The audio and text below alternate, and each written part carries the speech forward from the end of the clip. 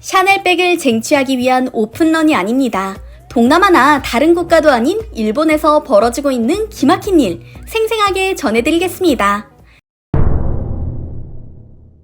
일본 도쿄에 있는 주 일본 한국 대사관 영사부 앞, 일본인들이 거의 노숙하는 분위기로 앞에 앉아 있습니다. 농성이라도 하는 걸까요? 살짝 걱정되는 건 어쩔 수 없는데요. 사실 이들은 한국 여행을 하고 싶어서 모인 일본인들이었습니다. 얼마 전부터 개시된 한국 개별관광 목적 비자 신청을 하기 위해 모여들었다고 하는데요. 의문이 들 수밖에 없습니다. 샤넬백을 사기 위해서도 좋아하는 아이돌 공연을 보기 위해서 줄을 선 것도 아닌 바로 옆 나라 한국을 가기 위해 밤새 기다리다뇨. 근데 이와 같은 인파는 며칠간 끊임없이 이어졌습니다. 한국 관광비자 접수는 매일 205명에게만 번호표를 배부해 진행되고 있었는데요. 한 명이 여러 명의 신청서를 모아 제출할 수 있기 때문에 실제로 비자를 받으려고 하는 일본인들은 이보다 훨씬 많을 것으로 예상됩니다. 도쿄 총영사관은 예상하지 못한 상황이 벌어지자 깜짝 놀랐습니다. 비자 접수 첫날, 전날 밤 8시부터 일본인들이 줄을 섰다는 사실을 알게 된 영사관은 빠르게 대처에 나섰는데요. 기다리는 사람들이 헛수고하지 않도록 번호표를 배부하는 등 상황을 컨트롤했죠. 노숙하다시피 하면서까지 한국 여행을 가려고 하는 일본인들. 그 이유도 각양각색이었습니다. 20대 일본인 고니시 씨는 이달 25일 서울에서 열리는 세븐틴 콘서트를 보고 1년간 만나지 못했던 한국인 남자친구를 만나기 위해 비자를 받으려고 한다고 고백했고요. 다른 여성은 2년 동안 한국에 가지 못해서 한국이 너무 그립다. 떡볶이와 불고기, 김밥 같은 한국 음식이 너무 먹고 싶다라고 말했습니다. 중년의 일본인 여성은 아이돌 그룹을 목표로 한국 연예 기획사에서 연습생 생활을 하는 딸을 만나기 위해 한국 여행을 가려 한다고 밝혔죠. 이 여성에게 얼마나 기다렸냐고 묻자 오전 9시쯤 왔는데 기다리는 사람이 1,000명 정도 되는 것 같았고 대기줄이 도로를 점령하고 있었다라고 답변했는데요. 내일 첫 차를 타고 다시 오더라도 안 될 것 같아 차라리 밤새 기다리는 걸 택했다고 덧붙였습니다. 이처럼 번호표를 배부하고 인원을 제한한 이유는 대사관이 하루에 처리할 수 있는 비자 업무량이 제한돼 있기 때문입니다. 이렇다 보니 한국 여행을 가려는 일본인들이 비자 쟁탈전을 벌이는 셈인데요. 며칠 전에는 이렇게 받은 비자를 이용해 한국에 도착한 일본인들도 있었습니다. 한국에 오고 싶어하는 일본인들이 이렇게 많다니 참 놀라운데요. 최근 일본에서 눈길을 끄는 기사 하나가 떴습니다. 기사의 내용은 일본에서 한국 없이 살 수 없다고 말하는 일본인들이 늘어나기 시작했다라는 것인데요. 우리는 일본 없이 몇 년째 잘 살고 있는데 대체 무슨 일이 벌어지고 있는 걸까요? 이 기사는 서두에서 설문조사 결과를 제시합니다. 세계 최대 규모의 숙박 예약 사이트 부킹닷컴에서 실시한 조사였는데요. 일본인에게 코로나19 이후 가장 가고 싶은 도시를 물었다고 합니다. 놀랍게도 1위가 서울, 한국으로 나왔고요. 이어 방콕, 호놀룰루, 타이페리, 파리의 순으로 이어졌습니다. 일본에서의 한류 붐을 여실히 증명하는 내용이죠. 그런데 이를 부정하는 이들도 있습니다. 바로 일본의 기성세대 중 혐한에 사로잡힌 우익들입니다. 기억하는 분들이 많으실 겁니다. 2019년 한국에서 거세게 일어났던 일본 불매 운동 당시 일본 반응을요. 아사히 신문, 요미우리 신문과 같은 매체들이 불을 질렀습니다.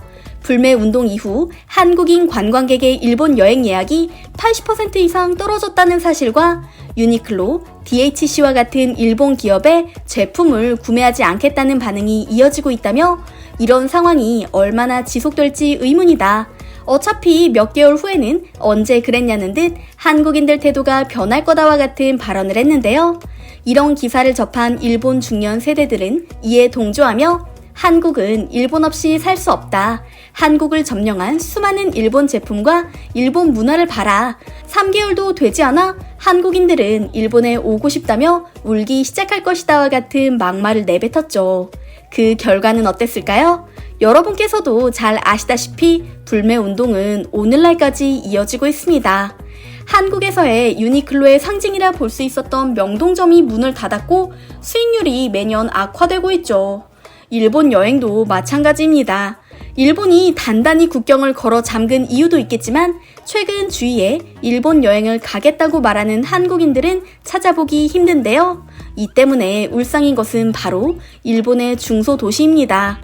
몇 년 전만 해도 한국인 덕분에 관광 활성화가 됐던 도시들의 수입원이 거의 없다시피 하기 때문이죠. 중국인들은 보통 대도시 중심으로 여행하는 데다 매너도 좋지 않아 일본인들이 꺼렸는데요. 가장 선호하던 한국인 관광객들이 모두 사라지고 생활고가 이어지자 그제서야 현실을 인식하는 중이라고 합니다. 한편 일본에서는 특이한 현상도 이어지고 있습니다. 과거에 일본의 중장년층은 겨울연가로 대표되는 한류파 중년 여성들과 이를 혐오하는 중년 남성들로 나누어졌었는데요. 최근에는 다릅니다. 일부 우익을 제외하고 일본 중년 남성들마저 한국 드라마에 푹 빠졌기 때문이죠. 촉매가 된 것은 바로 한국 드라마였습니다. 이태원 클라스를 본 중년 남성들은 이거야말로 진짜 삶을 담아낸 드라마다. 드라마를 보는 내내 울며 웃었다. 왜 이런 감동을 주는 드라마가 일본에는 없는지 한탄스럽다는 반응을 쏟아냈는데요. 일본의 현대 비즈니스라는 매체에서 기자로 일하는 45세의 일본인 남성은 이태원 클라스가 한류를 싫어하는 중년 남성까지 울린 3가지 이유라는 제목으로 기사를 쓰기까지 했죠.